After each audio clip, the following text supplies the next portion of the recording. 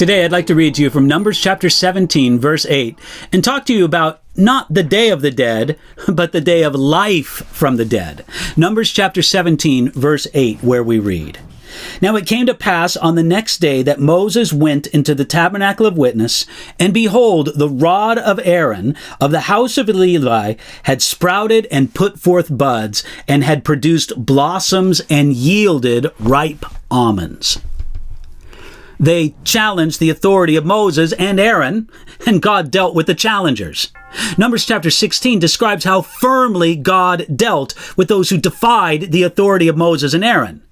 But God also knew that even with those troublemakers gone, the prestige of Moses and Aaron had taken a beating.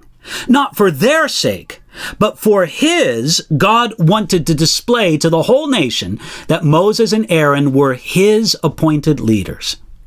He would display it working through a rod, the symbol of authority, because shepherds use the rod to guide and correct the sheep. Moses, as a shepherd, had a rod in his hand when tending sheep in the wilderness. And this rod later became known as the rod of God. It was a symbol of the authority God gave to Moses. Here, in number 17, the rod respected authority, but not the authority of Moses, but of Aaron, the high priest. God told them to take a rod to represent each tribe, and then God would do something miraculous to show which of the 12 tribes he wanted to serve in the priesthood.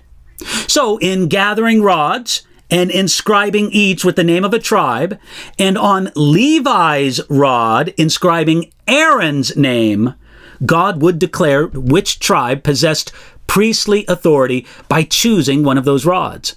This was the issue at hand in light of Korah's rebellion in the previous chapter.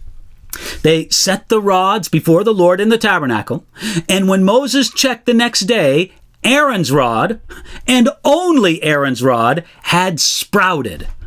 But it not only sprouted, it had put forth buds. It not only put forth buds, it produced blossoms. It not only produced blossoms, it yielded almonds. It not only yielded almonds, it yielded ripe almonds. And all of this came from a dead piece of wood.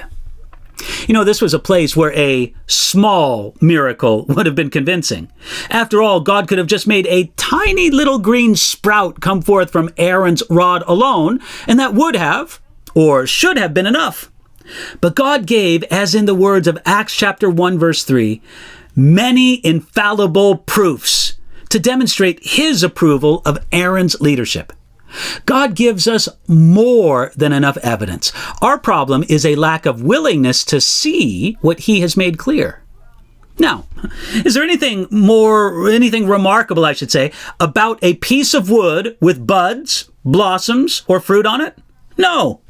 Orchards are filled with wood that has growth on it. But a piece of dead wood with all of those things appearing in one night after sitting in a tent, now that's a miracle. It's also remarkable that Aaron's rod had sprouts, buds, blossoms, and ripe almonds all at the same time. You see, fruit from a godly leader comes at all different stages. Now, what did God's choice of Aaron mean? It did not mean that Aaron was the most spiritual man in the nation. God's chosen leaders will have godly character, according to the descriptions in 1 Timothy chapter 3 and Titus chapter 1. But leadership isn't necessarily a contest for most spiritual. It did not mean that Aaron would never sin or fail. God's chosen leaders may fail. We don't believe in the idea of papal infallibility or pastoral infallibility. But godly leadership must set things right when it does fail. The budding of Aaron's rod simply meant that Aaron was God's chosen priest, and the nation was required to recognize it. If life from something dead demonstrated the authority of Aaron and Moses, how much more does the resurrection of Jesus demonstrate his authority over us? Best of all, it is an authority of love and of great service and ministry to us. Human authority often, if not always, disappoints. But the loving, serving authority of Jesus never fails. He proved his prerogative by bringing life from death. So, receive and enjoy his loving, living reign over you today.